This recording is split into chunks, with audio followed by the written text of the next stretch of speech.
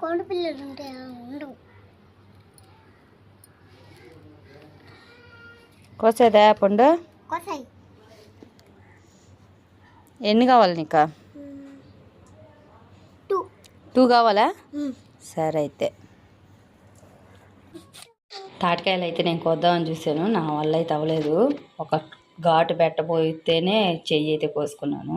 మా నాన్న అయితే వచ్చి కోసాడు. తాటికాయలు ఒకప్పుడైతే మా వాళ్ళకి 20 చెట్లు దాకా ఉండేది. ఇప్పుడు ఒక్కటి చెట్టు కూడా లేదు. ఉన్నప్పుడు తినేదానికేమో మనుషులు తక్కువ, తినేటప్పటికేమో చెట్లే లేకుండా పోయినాయి. అట్లా ఉంటుంది కాలము. ఇప్పుడైతే ఈ తాటికాయలు అయితే మా రిలేషన్ వాళ్ళు ఇచ్చారు.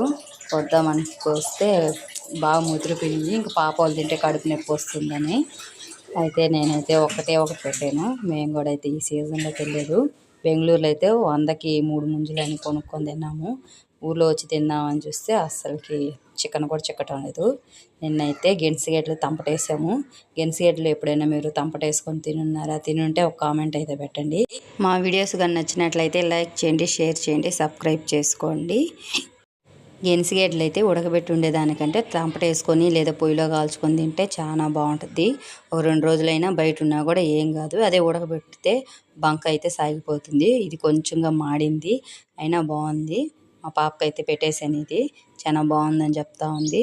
తాటి ముంజ అయితే ఒకటి తినింది. ఈ సమ్మర్లో మీరు ఎన్ని తాటికాయలు తిన్నారు? ఏమేమి తిన్నారు సమ్మర్లో?